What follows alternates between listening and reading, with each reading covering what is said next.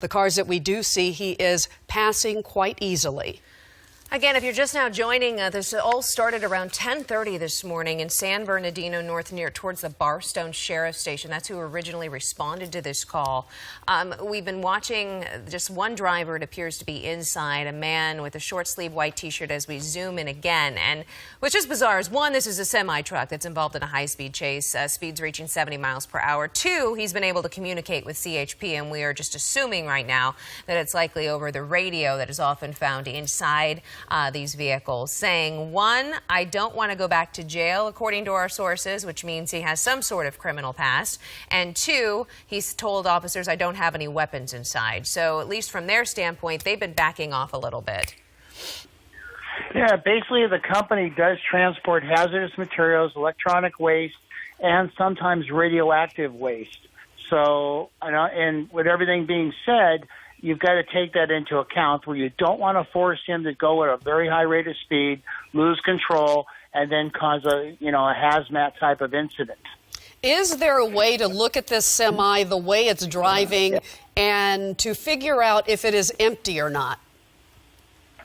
The only way to know that is to contact the company and find out what the trailer was hauling.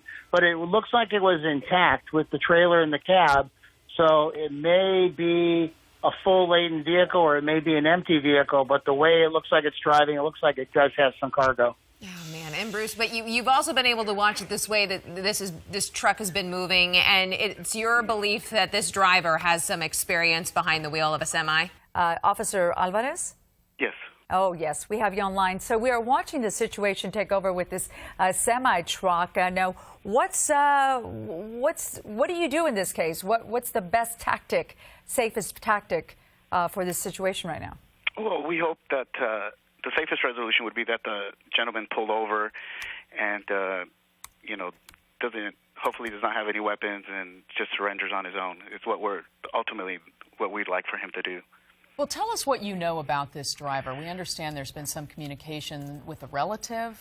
Can you go into any more detail about what you know about the driver? I can't confirm any of that information right now. We just know that the trailer was stolen, reported stolen this morning.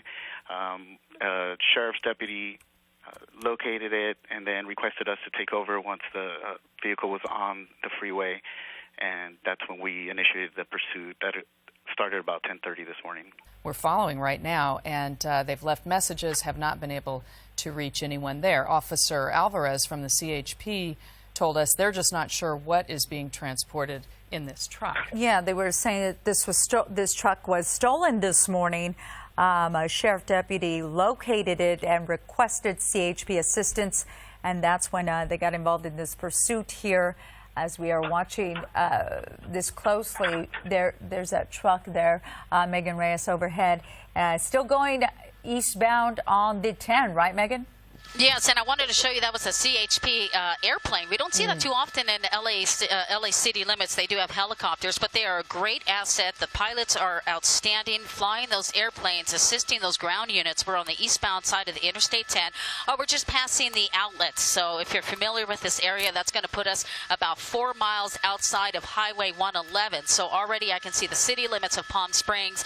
No doubt Palm Springs may already be aware. Listen, there might be a pursuit coming into your jurisdiction. Cap is on right now, passing Morongo Trail. For many of our viewers, this is where they get off to go to the outlet stores here. The Morongo Casino is right here, that big 20-plus story tall hotel that you pass on the 10 freeway. This is also the part of the desert where you have the two dinosaurs. You have the Brontosaurus and the Tyrannosaurus Rex that are big tourist attractions here.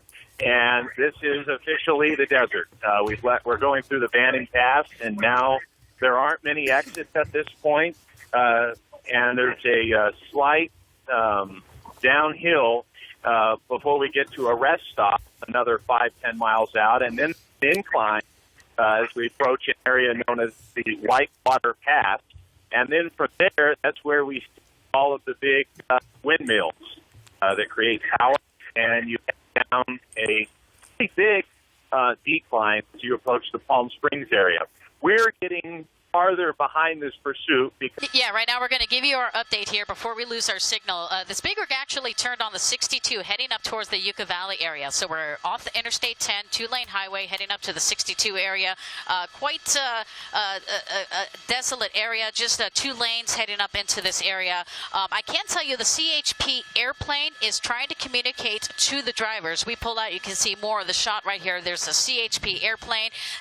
Right there, this guy is trying to communicate via two-way to the driver, telling them to pull over, but so far no response. That CHP airplane right there is calling down the position to those units there. These are CHP officers out of the Indio office. So this big rig off Interstate 10 heading up to the 62 now, up toward Yucca Valley, and we're going to have a pretty steep incline here coming up shortly. We may be in and out of our signals depending on the altitude for News Chopper 4, but we are following this pursuit, and so far we haven't seen any accidents or any high speeds going about 60 to 75 miles per hour, but I imagine those speeds are going to definitely decrease as we have a steep incline coming up here shortly.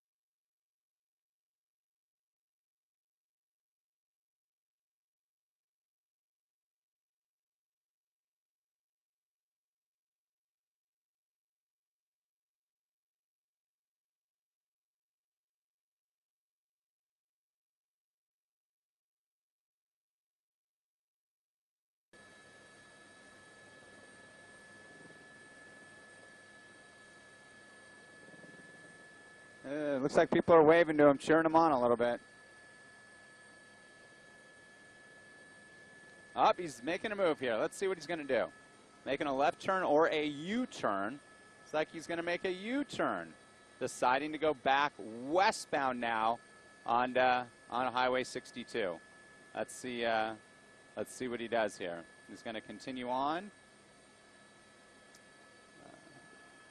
That's what it appears. So he is now going to backtrack.